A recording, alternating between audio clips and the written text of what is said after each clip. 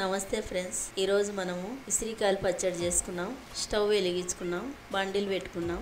1 spoon మెంతులు వేసుకుందాం, 2 స్పూన్లు ఆవాలు వేసుకున్నాం, 1 స్పూన్ జీలకర్ర వేసుకున్నాం. బాగా దోరగా వేయించుకున్నాం.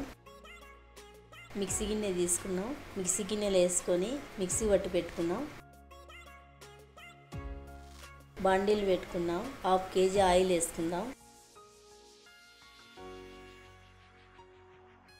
ఆయిల్ వేడెక్కినాక 1 కేజీ ఉసిరికాయలు తీసుకున్నాను.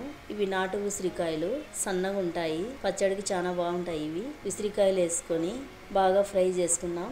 ఒక 5 నిమిషాల వరకు గోల్డ్ కలర్ వచ్చేంత వరకు. ఆ తర్వాత ఉసిరికాయలు తీసుకున్నాం.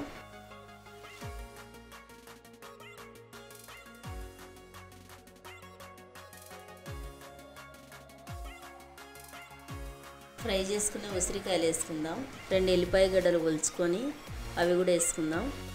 1/2 కప్పు సాల్ట్ వేసుకుందాం. 1 కప్పు కారం వేసుకుందాం. మిక్సీ పట్టుకుని ఆవాల పిండి వేసుకుందాం. 4 నిమ్మకాయలు తీసుకున్నాను, పెద్ద సైజువి. అవి 2 ఉప్పలుగా కట్ చేసుకున్నాను.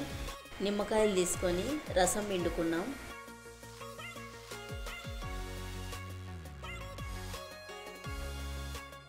జల్లెడ తీసుకొని విత్తనాలు లేకుండా బాగా జ్యూస్ వడగొట్టుకున్నాం. పచ్చడి ఒగరు ఉండకుండా లెమన్ జ్యూస్ వేసుకుందాం.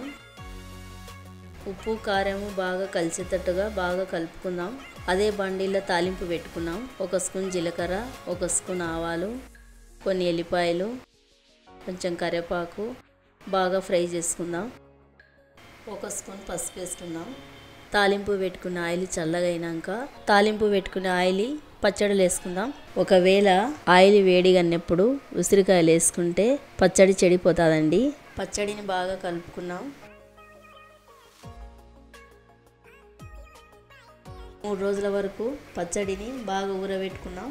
3 days later. 3 రోజుల తర్వాత మన పచ్చడి బాగా ఊరింది. మన ఉసిరికాయల పచ్చడి రెడీ అయిపోయిందండి. నా వీడియో కనుక నచ్చితే నాకు లైక్ చేసి సపోర్ట్ చేయండి.